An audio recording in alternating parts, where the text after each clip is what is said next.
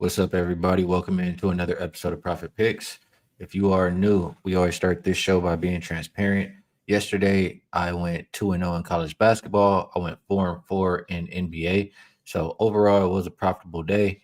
Um, and try to make it another profitable day here today. I'm disappointed, though. I will say that I like some props later in the day that I didn't add. I talked about them on a couple other shows, but didn't add them. Still profitable day. Vino, how was your day yesterday? How you doing today? I am good today, Skee. Yesterday was the opposite of the day before. The day before, I had a really good NBA day, not a great college day. Yes, I had a great college day, 3-0. But the NBA was 0-2. So 3-2 overall. We made some money again, back to back 3-2s. We'll take it. But it's been reversed 2 days in a row now. One sport good, the other sport not so good. We'll see what we can do with this NBA tonight. All right, let's get to it. We have 5 games on the slate. The first one is Boston and Washington. Opened up 10.5, looks like 10. Total came down from 234, seeing it as low as 231. And let me just get over to the injuries and actually hit refresh here. We know Jalen Brown is out. For the Wizards, no Sar, no Kispert, Trey Johnson, Bilal, Cooper, all out. So I don't know. First thing that comes to my mind here, Vino, is a lot of it's going to be a lot of easy baskets for this Celtics team. For one, not a whole lot of rim protection without Alex Sarr there. So maybe Nemias, maybe doing his points and rebounds. I could see that being a look. Outside of that, it's tough. I mean, Bagley rebounds just because he has to probably play a lot in this game. Not a whole lot that I love here. Anything you like in Boston and Washington? Yeah, I tried to talk myself into Celtics team total over Ski, but I can't do it. They've been scoring lately. I know I liked it the other night against the Knicks. They got to 123. The offense has been picking up really good, but Jalen Brown, that's a sore spot when it comes to scoring points. Boston team total, for what it's worth, is 5-0 over the last 5 games. So they've been on a scoring tear here. And Washington, it's not the most difficult defense to score against. Had Milwaukee in that situation the other night, and even though Milwaukee lost, they did get over their team total. Boston 5-0, straight up last 5-4-1 against the spread. So they've been playing good basketball. The number kind of scared me off. I don't know why. To ask an opponent to get to 121 against Washington is really not that much to ask. But again, no, Jalen Brown sort of backed me up a little bit. Boston will be launching threes no matter what. Washington will give up threes, but I just couldn't get there. I don't know. I can't put any real conviction behind this Boston team total. Well, I'll mention that. And actually, before I forget, Saturated says, "What's up with the vertical layout?" I think there's two streams now. So there's a vertical one, and then there's one that's not, I Oh, okay. believe, if I'm not mistaken. Or maybe yeah, I think that's how it goes. Um, this Celtics team plays the Lakers tomorrow. Maybe that's a reason that they hold back a little bit some tonight. I mean, maybe if you like them to score, you take them first half team total. You're already without Jalen Brown, but if they're up by margin in this game, they're going to take out some of those key guys. So first half team total probably for the Celtics, or bet the Celtics early if you like them. Saturated also said that the Celtics have been playing a lot of games lately. They have fourth game in 6 nights, also first of a back to back. So they absolutely have. Wizards also playing their third and four, and they did get blown out by the Celtics team once before. So at home, could get a pretty good effort from Washington here. I don't know, the Celtics defense haven't been looking good lately. They're the third worst defensive rated team last 5 games. We talked about how good the offense is. Maybe the Wizards will be able to keep it respectable here. I mean, I always say you can't lay. Can't expect teams to win by big margins when you can't trust them to get stops. So maybe it's a little bit of Wizards on the ATS. Anything else you'd like to add before we move on? Well, if we looked at direction, Ski, you could look toward Wizard team total at 110.5. Maybe they get to 111. It's interesting, the game total itself down to 231 simply based on Jalen Brown. Does that mean there's going to be any more defense in this game? No.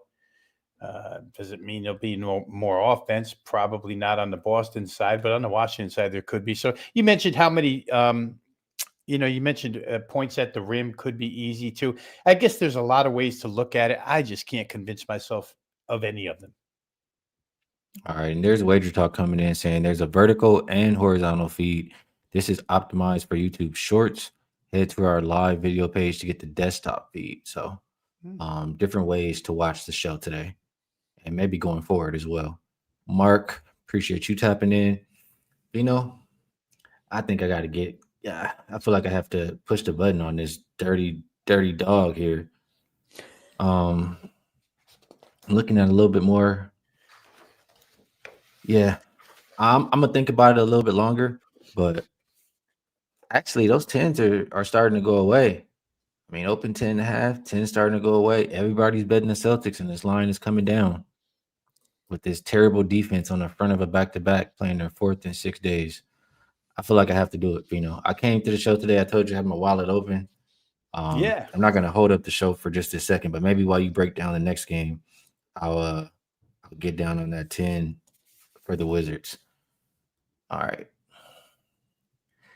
And I heard you say the team total. Let me just glance at that just before I make my final decision. Sorry for you guys if you feel I'm holding up the show, but hey, we make bets on this show. And sometimes it takes a minute. 110.5. Seems Not a very lot. doable. Yeah, seems Mm. very doable. All right. Next game up, we will go to Wizards and Sixers. Opened up -4. Looks like 2.5 or 3. Total open 221.5.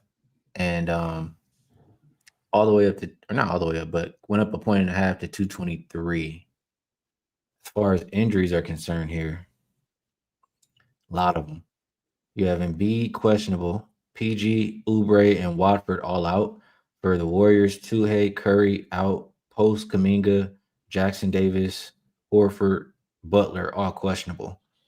I mean, what are we doing? It's too many question marks for me with this Golden State team.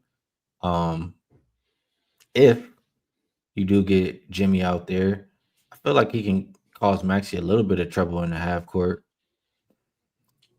This is probably the game that I'm least likely to bet tonight. I'll say I'm not interested in laying with Philadelphia. I just don't really trust them. Maybe we can expect points here. I mean, I'm gonna pass it to you while I look up a couple of things. But how you feeling about Golden State and Philly? First thing I'll say is, I don't generally play player props at all. But first glance to me would be Embiid or Drummond, somebody's rebounds against the team that's going to start Draymond at the 5 tonight. Philadelphia should be able to control the glass in some way, shape, or form. Al Horford probably plays here, I would think. But still, the amount of minutes he's going to play, I don't know. If I were looking at player props, I'd probably look to one of the big guys for Philly to grab a number over their required number of rebounds tonight. As far as the game itself goes, again, it gets repetitive from me, but I do know that Philadelphia loves to get up and down. And whether Embiid is in this game or not, whether Drummond is in this game or not, they're gonna with Maxey and Edgecombe, they're gonna get up and down. If they had Kelly Oubre, it would be even better. But Justin Edwards is a guy that runs with them. So that being said, Golden State running their small lineup out there, you would expect 94 feet of basketball here back and forth. And the total really isn't that low or that high, excuse me. And with all the potential absences, Ski, it is kind of interesting that the total has gone up 221.5 to 223 now. So people kind of seeing it the way I'm laying it out, where we're probably going to get the requisite number of opportunities to get an over Philadelphia's certainly going to get theirs. Golden State's going to get theirs. I know Steph's not involved, but Golden State has scores. They showed the other night against OKC. I know it was at home.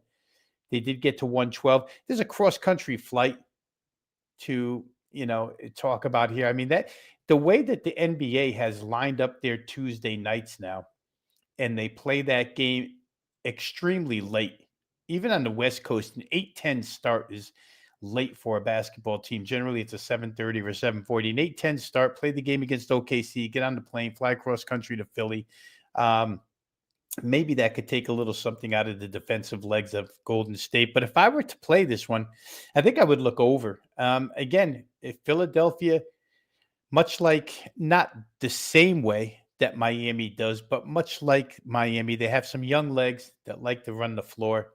I might look over 223. It looks like I'm trying to get a good look at the live odds now. It looks like there are some 223 and a halves starting to show up now. So it's been pushed up continually throughout the day. I'm gonna leave this one to you here, Vino. Some people are liking that over. Casey coming in says if Jimmy's out, the Warriors getting spanked. You know that's her team right there. I think this You is know one what's that funny? I'm going to get, I should have said this right off the bat, Skee.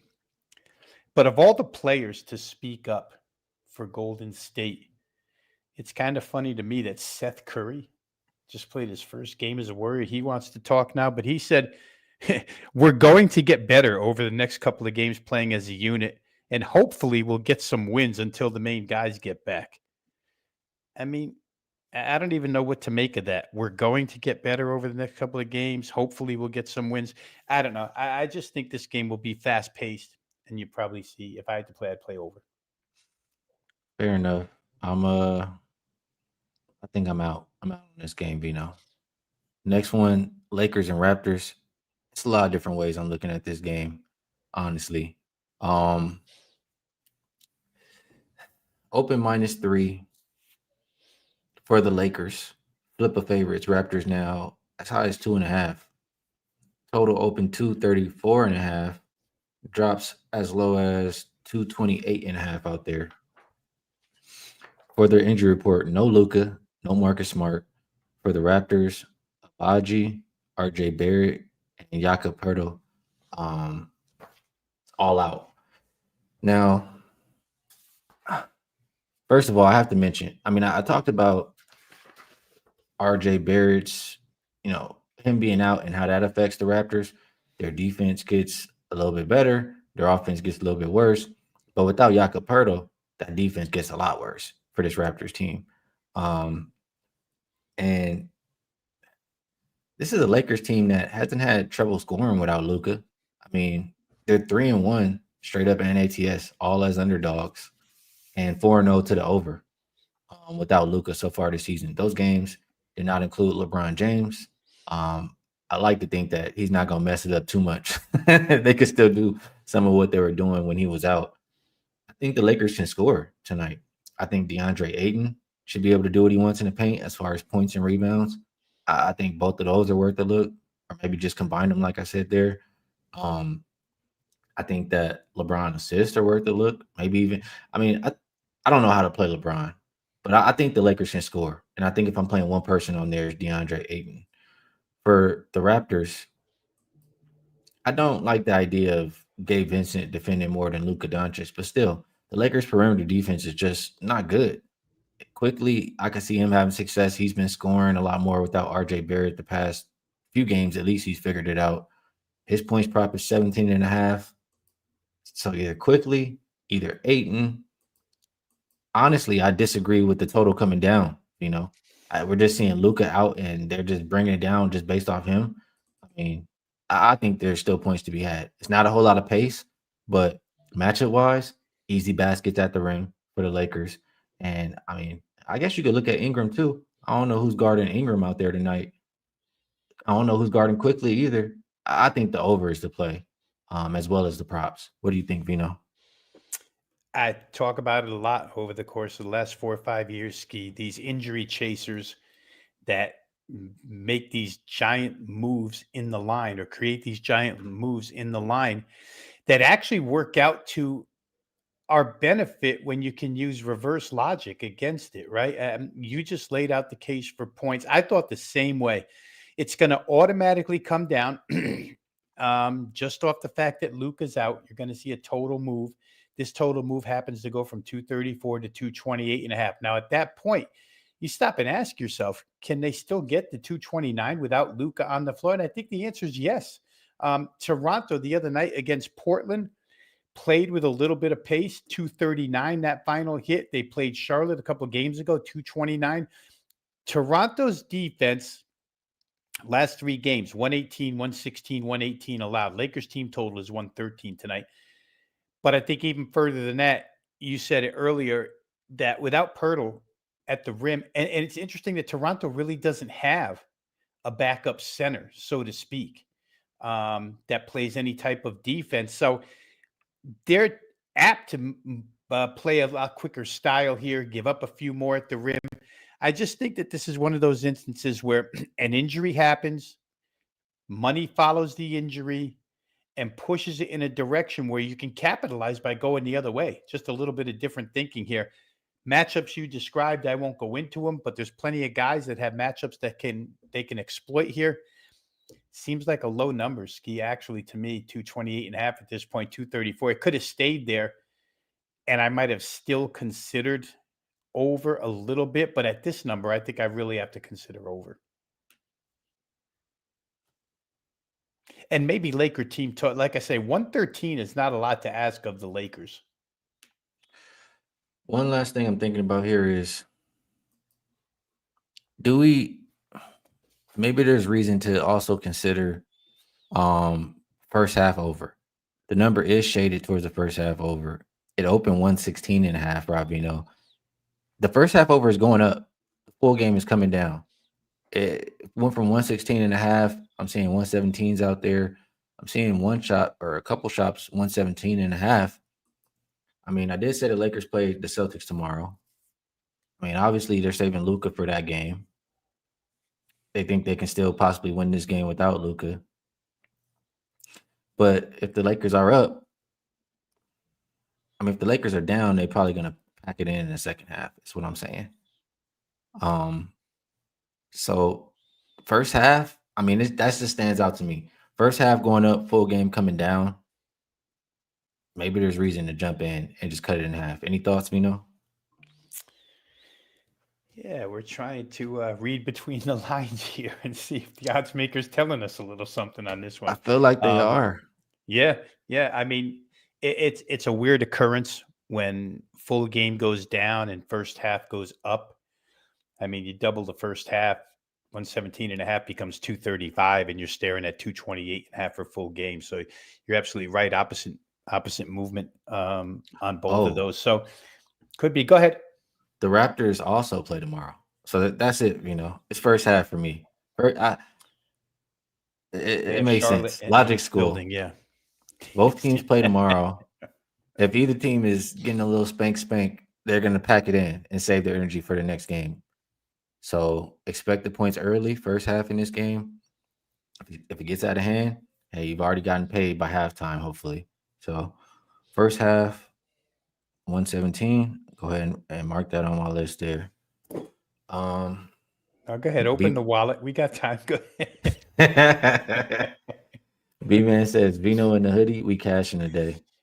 B-Man, I am freezing here in Southeast Pennsylvania. I woke up this morning, it was 11 degrees. I mean, yeah, we have heat in the house, but I'm telling you what, the office, the home office is on an outside wall.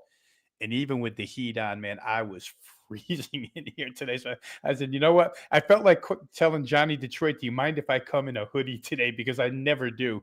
But I just went right above the brass and made my own decision. So here I am. Hey, it's starting to get a little chilly in Vegas, but nothing like what you're dealing with, I imagine. So I'll enjoy my t-shirt for now. Next game up, we have Utah and Brooklyn. And I feel like this line move makes I say that, and then I'm like 2.5 to 5. Yeah, it makes sense because 2.5, I feel like was cheap to offer Utah with the situational spot. But yeah, we did see a move there. Total came down from 232 as low as 230 and a half. As far as injuries, Nurkic is questionable. Love is out. Niang is out. Man is probable. Highsmith out. MPJ out. Powell out. Cam Thomas out. Um, Let me get to the situationals. I do have a lot of opinions here on this one. For the Jazz, they do have 2 days off. It is also the first of a back to back for them. But having those 2 days off definitely is huge. For the Nets, second of a back to back, third and four, fifth and seven, go on and on. Not a good spot for them. Not only that, I mean, this Nets team is, I feel like they've been struggling to score. They've gone under in five straight. The couple games that I can remember off the top of my head without MPJ, one game they didn't touch 100 for sure. The other one they maybe had like 102, 103, something like that. This total still feels a bit high. Now, with that said, this Jazz defense has been ass lately, Rob. They have not been good. Um, is the Nets offense going to be that bad to where they won't be able to take advantage of the Jazz defense? It's a very real possibility. The Nets also playing at the third slowest pace the last 5 games. Um, and we've seen a lot this year too, right? The Jazz at home on a different team than the Jazz on the road. 6-2 to the under on the road. I'm thinking it does make sense for the move from 2.5 to 5 for the Jazz, but now I just don't necessarily like the thought of laying that price with the Jazz. I think under you can still get 231.5 at a couple shops right now, a few shops right now.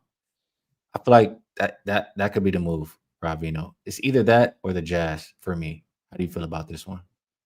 Yeah, it was the Jazz for me until I just can't lay 5.5 with them, and I missed the boat on 2.5. So, but absolutely, where the under is concerned, we've talked a lot about Brooklyn unders.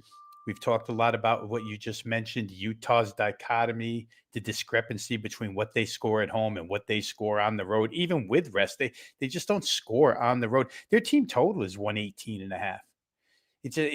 Are they really going to get to 120 in this game against Brooklyn? I'm not sure. It will be slowed down by Brooklyn. No MPJ. That helps full game total down. I could see it one of those two ways, Skee. Honestly, I could see either playing the Utah team total under 118.5 or the full game under.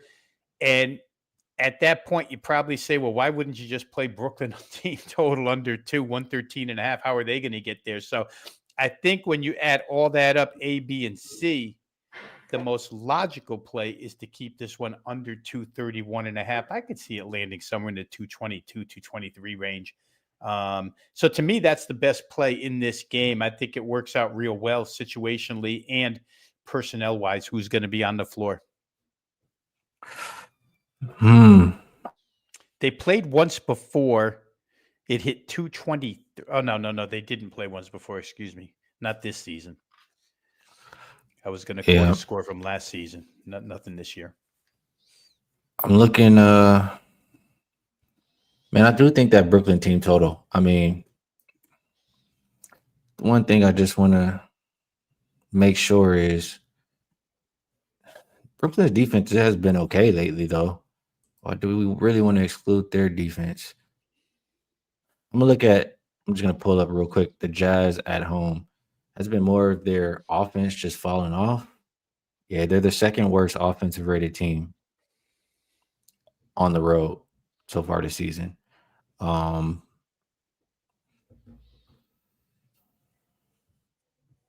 so that's tough, Maybe it is just the under. Maybe I'm overthinking this one here. It's funny that price, Skee, at 231.5 almost indicated like that should be a number when they're playing an opponent, Brooklyn playing an opponent that can score, because you don't expect Brooklyn to score much. You know what I mean? And they played Houston just recently with a 234.5 number. And now Utah 231.5. It doesn't make a lot of sense. And even with Houston, Brooklyn couldn't get over. That game landed 230. They gave up 129 points. Just seems real high in a Brooklyn game for starters and in a game where Utah's involved on the road. All right. And B-Man says, what about Nets without MPJ? Yeah, I couldn't pull up the specifics, but like I did talk about it already. And they've definitely been struggling to score. Um, yeah, I'm gonna think about it a little bit more, but I'm definitely some way, shape, or form, some kind of fade of the Nets and some kind of under one of the two.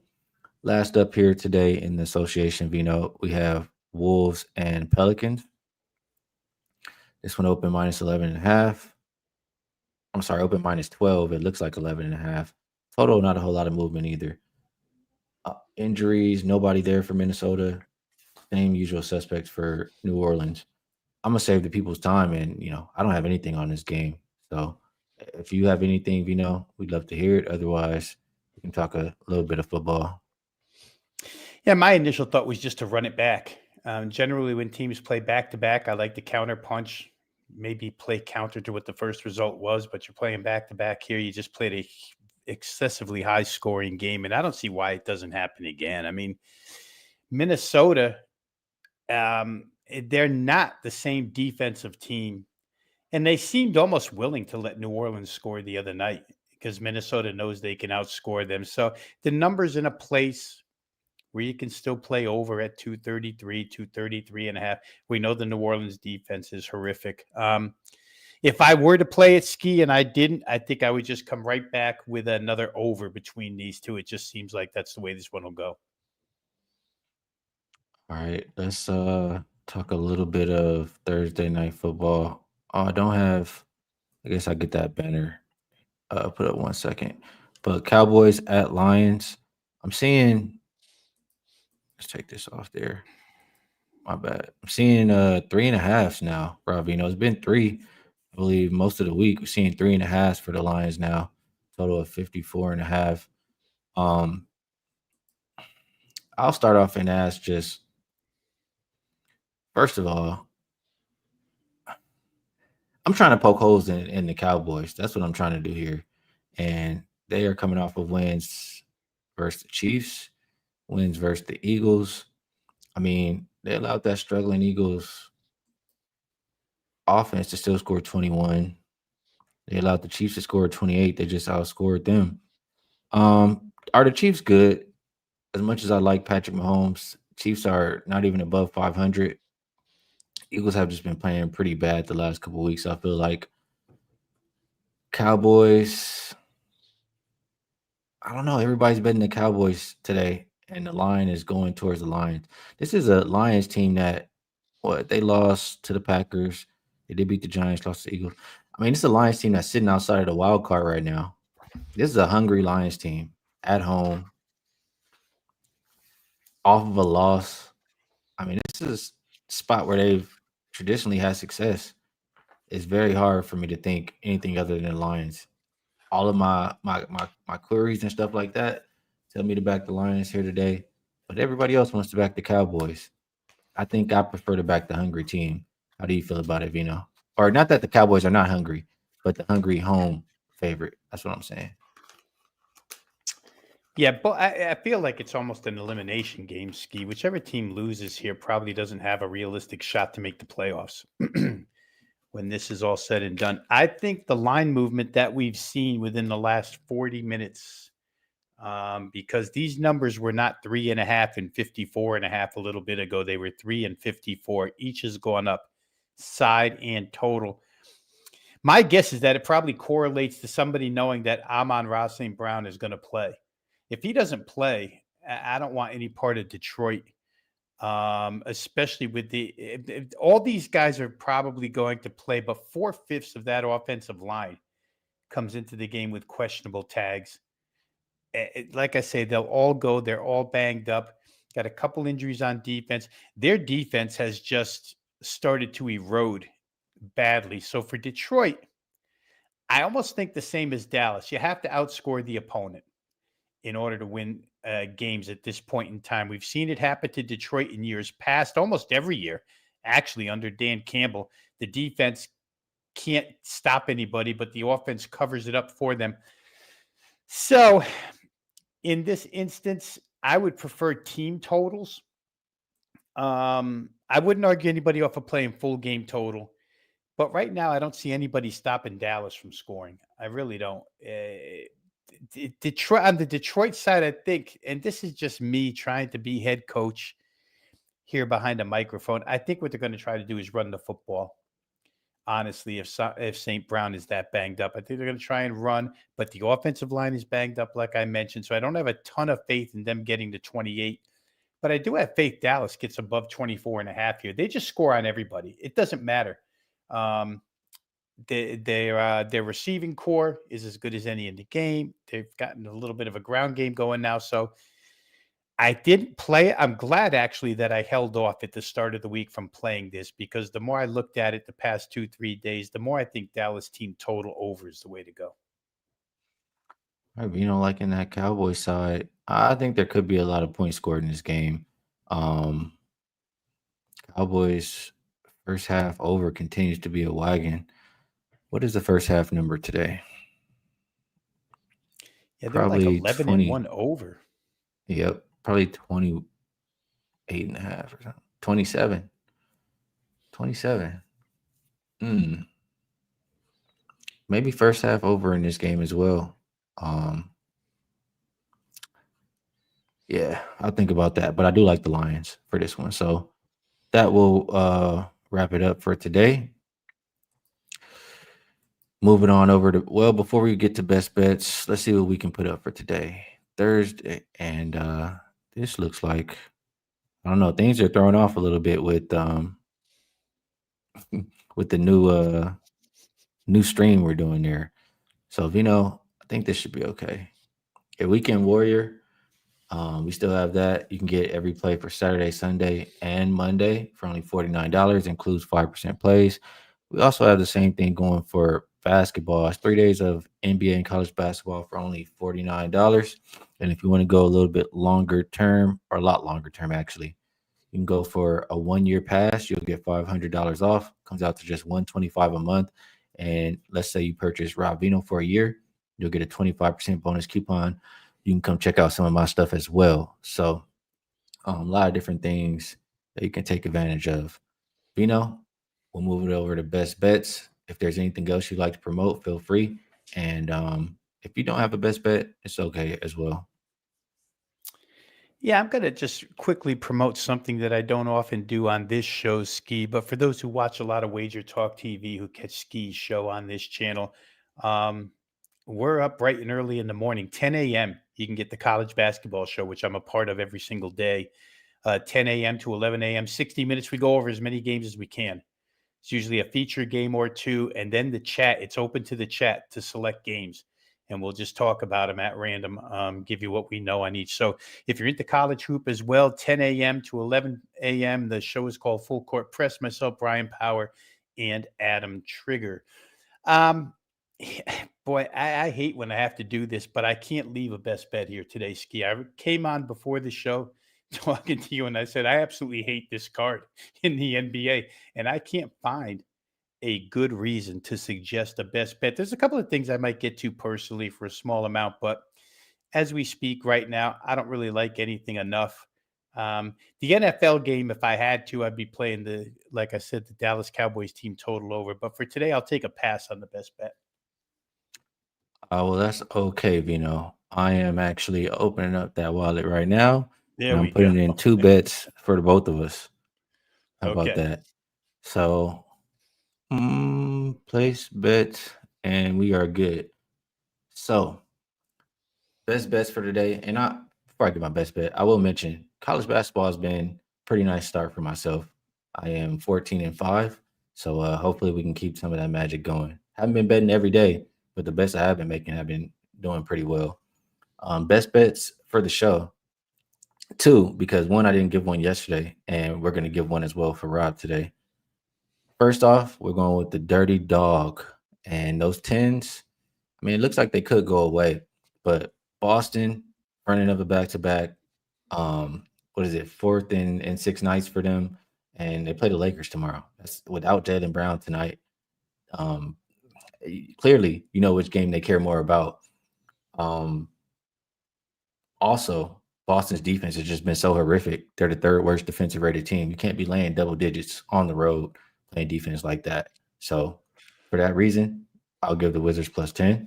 And the second one, we went to logic school. We talked about it.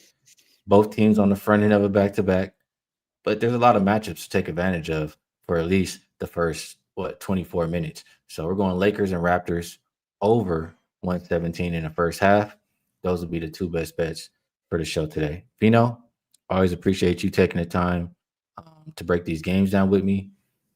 We will be back again tomorrow. Maybe we'll talk some more NFL if you like, and whatever else we'll do how we usually do on Fridays. Everybody in the chat, we appreciate you guys as well. Best of luck on all your action. We'll catch you guys again tomorrow.